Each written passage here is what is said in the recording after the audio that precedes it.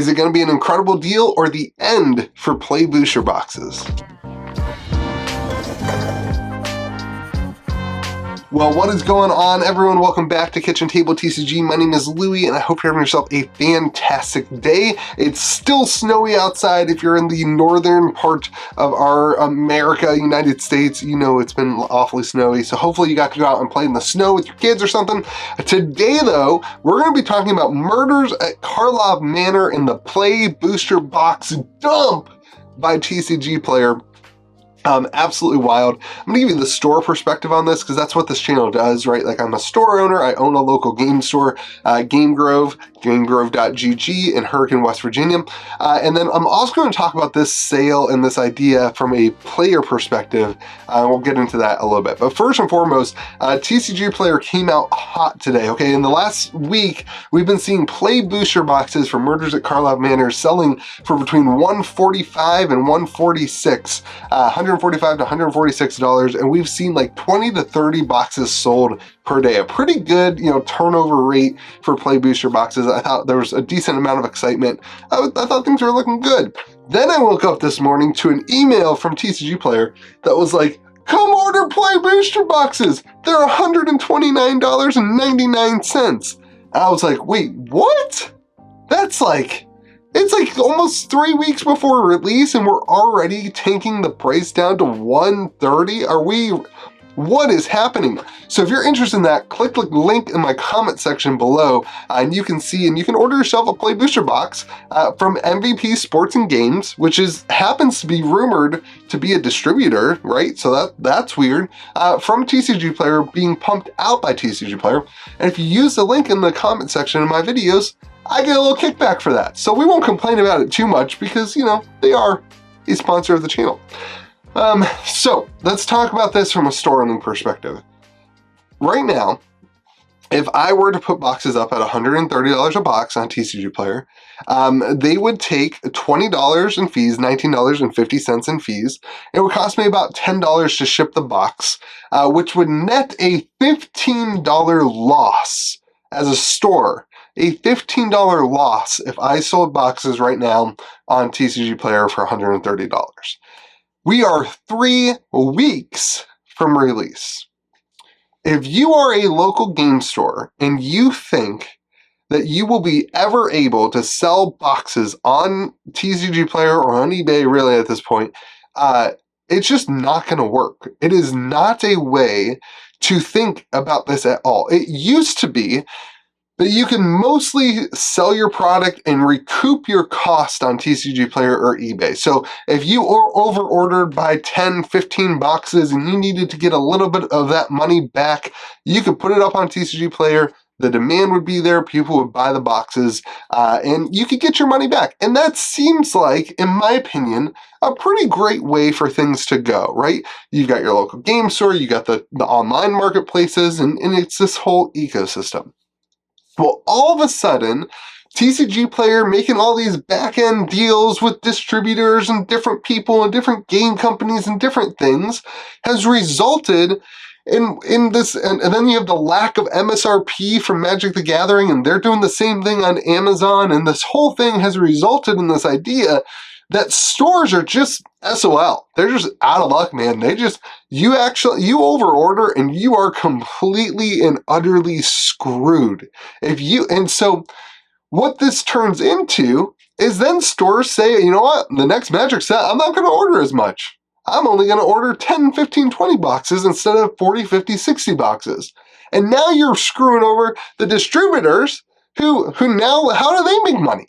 This whole ecosystem has become broken by these things that are going on in the world and the back alley deals, which roots itself in the lack of MSRP and accountability from Wizards of the Coast of having that MSRP.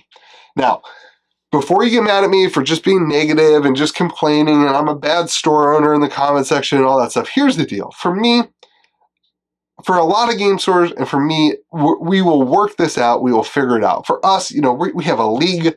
We have a play booster league, right, where you get a couple packs. You build your league deck. You play against each other. Every 3 losses, you get a pack. Every week, you get a pack. It's a great opportunity for people to keep engaging with the set and having fun in a limited experience. We burned through tons of packs. We'll be fine with that. We'll open up a bunch of packs for singles. We'll usually make most of our money back or make a little bit of a profit in singles, especially when we get product, early and that kind of stuff. We make it work. Like it can work and it's going to be fine. But from a perspective of a store, this means that we will look at this negatively and reduce our orders as a result of not having any exit strategy of which we can get some money back. As a store, we absorb all of the risk, okay? We absorb all of the risk in this environment. The distributors, we had to put our ask in for distributors. Like right now, I'm like starting to think, oh man, I gotta ask for the Junction, the Wild West set. Orders are due in like 10 days. We just got our first look like yesterday. How am I supposed to know how many play booster boxes I want to order of the Wild West set? We don't even have a single card in the thing. And if I put in for 40 boxes, 100 boxes, 20 boxes, I'm stuck with it. I have to take it from the distribution level. And so this is where things just are, don't think that owning a store is easy. These are the things that behind the scenes, these are the decisions you have to make that are just absolutely wild. So, play boosters, again, I want to shift perspectives a little bit. This is the store owning side of me. From a player excitement, this makes a lot of sense for you all. $130 for a play booster box seems like a really, really incredible deal. Now, if you end up in store, like we're doing, I think $150 or something like that in store, so it's only $20. It's only $20 less. And I think like in store, you got that kind of impulse buying. You don't have to wait for it to ship and stuff like that. So I think that's fine. I think we're at $150 in store, something like that. But $130 is a really great price for this. You're basically paying the price of what a set booster box was, $120 to $125. $130 is in the ballpark. You're getting 6 extra packs. Plus you're getting all the extra, the bonuses that now come with the play boosters. This is a really, really great deal. So don't hear the negativity from the store owning perspective, which is just like the unnecessariness of the deal. Like the boxes were selling, the demand was there at $145. In a place where like stores could get some of their money back out of the product. But from a consumer perspective, this is really good. I mean, I think it's a pretty good value. We'll see what the excitement of this set holds to. We'll see what people kind of gravitate towards. Lost Caverns of Ixalan, at this point in the release, we're like 3 weeks out, so at this point in the release, people were still kind of not excited about it. Like there wasn't a ton of hype. And then as things started coming out, people started getting more and more excited for it.